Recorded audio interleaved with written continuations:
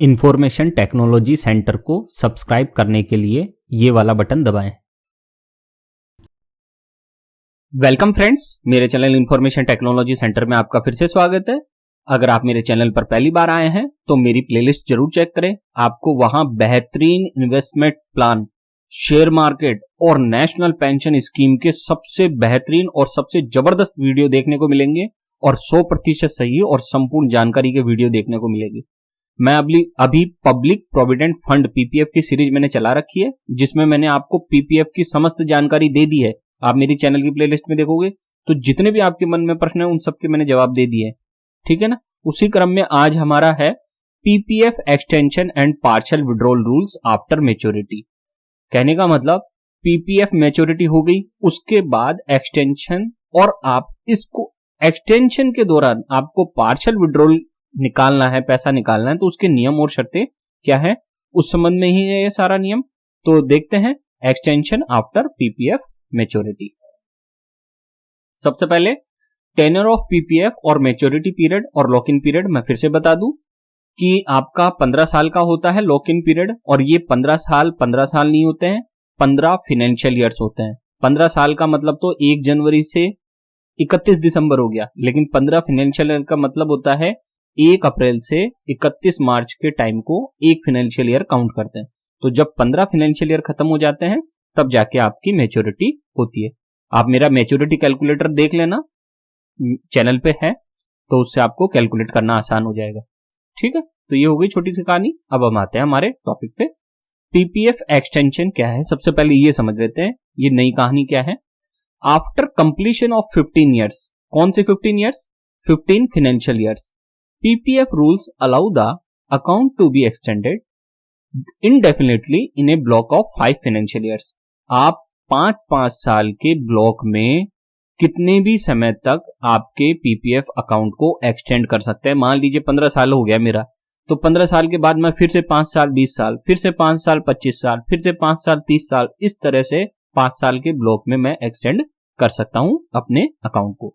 During the extend period, you may still make partial withdrawals and not necessarily make any contribution. और इस PPF extension के दौरान आपको 2 तरह की सुविधाएं मिलती है। आप चाहे तो इन्वेस्टमेंट करें और चाहे तो ना करें, और एक पार्शियल विड्रॉल की सुविधा भी मिलती है। अभी हम 1 by 1 करके सबकी चर्चा करने वाले हैं, और कैसे करते हैं उसके form number H, form number C सबकी चर्चा करने वाला हूं। अच्छा वीडियो होगा, आपको मजा आएगा।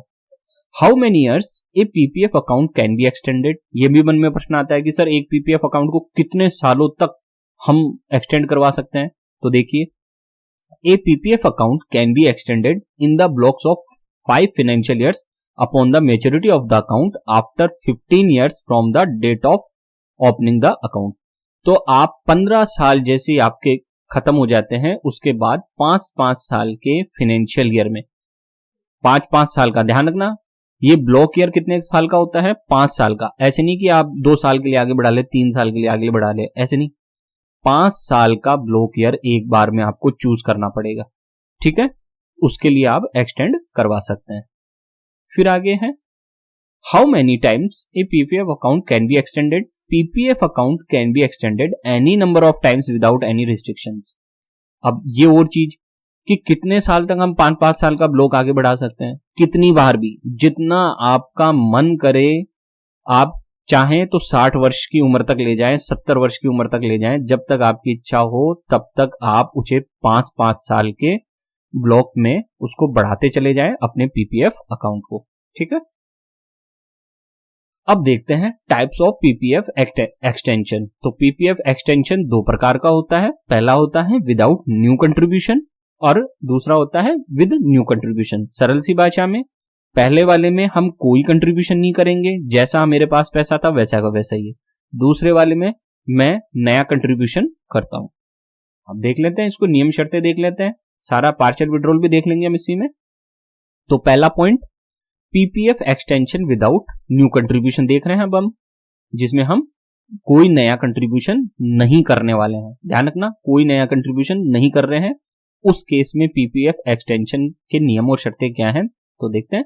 This option allows you to extend your account maturity by 5 financial years इस ऑप्शन में आप कितने साल तक बढ़ा सकते हैं अपने अकाउंट को? 5 साल के लिए।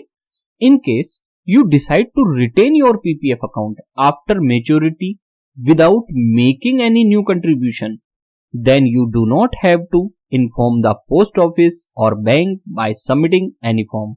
कहने का मतलब, अगर आप इस ऑप्शन को चूज करना चाहते हैं कि मैं विदाउट न्यू कंट्रीब्यूशन अपना पीपीएफ अकाउंट चालू रखूं, तो मुझे क्या करना होगा? कुछ नहीं करना। कुछ मतलब कुछ भी नहीं करना है, सो जाओ बस। आपको कोई एप्लीकेशन नहीं देनी है, कोई फॉर्म नहीं भरना है, कोई जाके बैंक को नहीं बताना है कि मुझे पीपीएफ को एक्सटेंशन करना है 5 साल के लिए। कुछ नहीं करना, ये ऑटोमेटिकली हो जाएगा जब आप पैसा नहीं निकलाओगे ना, पीपीएफ की मेच्योरिटी पे आप पैसा नहीं निकलाओगे मान लो, तो ये अपने आप ही एक्सटेंड हो जाएगा। Clear? The account balance will continue earning interest until the day you close it. और इस अकाउंट पर आपको ब्याज मिलता रहेगा। मान लो 15 साल की अवधि में आपके अकाउंट में हो गए थे 10 लाख रुपए ब्याज सहित, और आपने 5 साल का और एक्सटेंड करवा लिया ये विदाउट न्यू कंट्रीब्यूशन वाला, ठीक है, तो अगले 5 साल भी आपको वही ब्याज मिलता रहेगा जो भारत सरकार की पीपीएफ योजना में ब्याज निश्चित किया गया है। तो जो ब्याज दर होगी वही ब्याज मिलेगा आपको, और वही सारे टैक्स बेनिफिट्स मिल जाएंगे जो पहले मिलते थे। ठीक है, ये क्लियर हो गया? तो कुछ नहीं करना आपको, ऑटोमेटिकली एक्सटेंड हो जाएगा। अब देखते हैं, अगर हमने वो काम किया तो पार्शियल विड्रॉल क्या होगा। अगर हमने ये चूज कर लिया जो अभी हमने ऑप्शन बताया था कि विदाउट न्यू कंट्रीब्यूशन के हम एक्सटेंड कर रहे हैं 5 साल के लिए, तो एक्सटेंड कर लिया तो क्या मैं पार्शियल विड्रॉल कर सकता हूं? 100% कर सकते हैं पार्शियल विड्रॉल। तो देखिए, you can withdraw any amount as partial withdrawal. आप जब चाहें तब अपना पूरा अमाउंट पार्शियल विड्रॉल के रूप में कर सकते हैं। पार्शियल विड्रॉल का मतलब ये नहीं है कि आप थोड़ा ही पैसा निकाल सकते हैं, आप अपना सारा पैसा जितना भी आपके पीपीएफ अकाउंट में है वो सारा पैसा निकाल सकते हैं। The only catch is that you can make only one such withdrawal पर फाइनेंशियल ईयर। बस इसमें एक ही प्रॉब्लम है, एक साल में एक बार ही आपको अनुमति है पैसा निकालने की। आप चाहें तो पहले ही साल पूरा पैसा निकाल लें, चाहे अगले साल पूरा पैसा निकाल लें या उससे अगले साल, आपको फ्री हैंड है। आप कि आपकी इच्छा है, आप जब चाहें जितना चाहें उतना पैसा निकालें, लेकिन बस एक ही कंडीशन है कि एक फाइनेंशियल ईयर में आप एक बार ही पैसा निकालने के लिए अनुमति होगी आपको। So let's say your PPF account completes the 15 financial years and has 25 lakh. Suppose करो आपके 15 फाइनेंशियल ईयर्स खत्म हो गए, मेच्योरिटी हो गई और आपके अकाउंट में है 25 लाख रुपए। सपोज कर लो आपके अकाउंट में आज कितने हैं? 25 लाख रुपए हैं, 15 साल आपकी मेच्योरिटी हो गई। Now you extend it for 5 more years, और आपने इसको 5 साल के लिए और एक्सटेंड कर दिया सपोज करो। देन क्या होगा? After 2 years the balance is 30 lakh, और मान लो 2 साल के बाद ही आपके ये 25 लाख रुपए ब्याज के कारण बढ़कर कितने हो गए? 30 लाख। ध्यान देना, 25 लाख बढ़कर कितने हो गए हैं 2 साल बाद? ब्याज से 30 लाख रुपए हो गए। Now you can withdraw any amount lower than this once a year, और आप इस 30 लाख तक की सीमा तक चाहे जितना पैसा अपना निकाल सकते हैं इस वाले केस में। ठीक है, ये कौन सा केस चल रहा था? ये चल रहा है हमने कोई नया कंट्रीब्यूशन नहीं किया है एक्सटेंड पीरियड में, ध्यान रखना। फिर अगला है नंबर दूसरी कैटेगरी आ गई। अब ये दूसरी कैटेगरी चल रही है, ध्यान रखना, इसमें कंफ्यूज मत हो जाना। PPF extension with new contributions. अब की यार हम न्यू कंट्रीब्यूशन करने वाले हैं, ठीक है ना, एक्सटेंशन पीरियड में भी हम नया कंट्रीब्यूशन करेंगे, नया पैसा डालेंगे हमारे पीपीएफ अकाउंट में। तो इसके क्या रूल्स एंड रेगुलेशन है देखते हैं हम। This option allows you to extend your account maturity by 5 financial years. आप इसमें भी 5 साल के लिए अपना एक्सटेंड करवा सकते हैं, एक बार में 5 साल, ध्यान रखना, एक बार में 5 साल, फिर 5-5 साल करके आप आगे बढ़ाते रहो, वो एक अलग बात है। In case you decide to retain your PPF account after maturity with making new contribution, then you have to inform the post office or bank by submitting form H। ध्यान दे, इस वाले केस में और उस वाले केस में क्या अंतर था? पहले वाले केस में हम कोई कंट्रीब्यूशन नहीं कर रहे थे, इस वाले केस में हमको कंट्रीब्यूशन करना है। कितना सर? वही जो पहले करते आए हैं, एक साल में कम से कम 500 रुपए और मैक्सिमम 1.5 लाख रुपए, ठीक है। और सारे टैक्स बेनिफिट्स वही मिलेंगे जो आपको पहले मिलते आए थे, ठीक। दूसरा अंतर क्या हुआ कि पहले वाले ऑप्शन में हमने अपने बैंक को या पोस्ट ऑफिस को कोई सूचना नहीं दी थी कि मुझे एक्सटेंशन करवाना है, फिर भी ऑटोमेटिकली हो गया था। लेकिन ये न्यू कंट्रीब्यूशन वाला जो ऑप्शन है ना, विद न्यू कंट्रीब्यूशन, इसमें आपको अपने बैंक को या पोस्ट ऑफिस जहां पे भी आपका अकाउंट है पीपीएफ का, वहां आपको इन्फॉर्म करना पड़ेगा, वहां सूचना देनी पड़ेगी कि मैं ये PPF extension with new contribution की सुविधा लेना चाहता हूं और फॉर्म एच भरना पड़ेगा। और क्यों कह रहा हूं मैं भरना पड़ेगा, अभी देखो इसका फॉर्म एच इंपोर्टेंस ये जान लो। अगर ये नहीं जानोगे तो आपका पैसा डूब जाएगा, नुकसान हो जाएगा। अच्छी तरह समझ लेना इसको। In case form H is not submitted by the account holder, मान लो आपने ये एच फॉर्म नहीं भरा तो क्या होगा, देखो, the PPF account will be treated as irregular and no interest will be paid on the fresh contribution.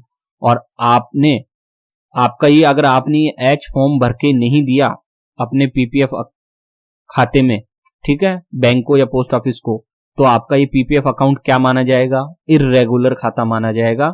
और आप जितना भी फ्रेश कंट्रीब्यूशन करेंगे, नया इन्वेस्टमेंट करेंगे, ध्यान रखना नया इन्वेस्टमेंट की बात कर रहा हूं मैं, पुरानी की नहीं कर रहा, जितना भी नया इन्वेस्टमेंट करेंगे उस पर किसी प्रकार का कोई ब्याज आपको नहीं मिलेगा।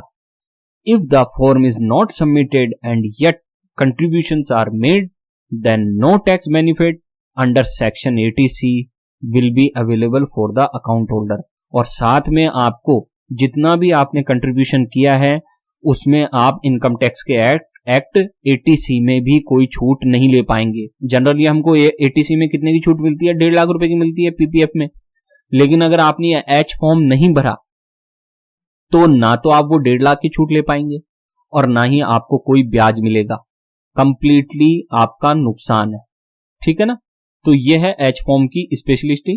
तो आप जब भी ये वाला ऑप्शन चुने, कौन सा वाला ऑप्शन, कि नए फ्रेश कंट्रीब्यूशन वाला ऑप्शन चुने कि मुझे और कंट्रीब्यूशन करना है और मैं पीपीएफ को एक्सटेंड करना चाहता हूं, तो आप ये एच फॉर्म जरूर भरकर अपने बैंक या पोस्ट ऑफिस को जमा करा दे। अच्छा, टैक्स के सारे रूल्स वही हैं जो पहले थे, जितने भी रूल्स हैं पीपीएफ के वही इस एक्सटेंशन पीरियड में भी लागू होंगे, सिवाय एक नियम के, वो है पार्शियल विड्रॉल का, जिसकी अभी हम चर्चा करेंगे। तो आगे बढ़ते हैं। अब देखिए PPF extension with new contribution form H, ये कैसा होता है, ये रहा फॉर्म एच, मैं आपके लिए लाया हूं। ये फॉर्म एच है, ये स्टेट बैंक ऑफ इंडिया का है, अलग अलग पोस्ट ऑफिस और बैंक का अलग अलग हो सकता है, आप देख लेना। तो ये है, यहां आप ब्रांच का नाम लिख देंगे, किस ब्रांच में आपका पीपीएफ अकाउंट है। फिर आगे है माई public provident fund account number, यहां आपका पीपीएफ अकाउंट नंबर आ जाएगा। Has completed 15 years after the initial year of its commencement on, किस तारीख को आपका पीपीएफ अकाउंट खोला गया था वो तारीख यहाँ आएगी, ठीक है ना। किस तारीख को आपका पीपीएफ अकाउंट खोला गया था वो तारीख आ जाएगी यहाँ पे, और यहाँ अकाउंट नंबर आ जाएंगे, ठीक। ये एंट्री सबको करनी है, ये एंट्री सबको करनी है। फिर आगे दूसरी एंट्री कौन करेगा, माई public provident fund account number, यहां अकाउंट नंबर आ जाएगा। Has completed 15 years and extension of 5 years. ध्यान दें, पहली एंट्री तो हर उस व्यक्ति को करनी है जो एक्सटेंशन लेना चाहता है, ठीक है। पहली बार जो एक्सटेंशन ले रहा है, जो पहली बार एक्सटेंशन ले रहा है फ्रेश इन्वेस्टमेंट के साथ, नए इन्वेस्टमेंट के साथ, उसे तो पहली एंट्री करनी है।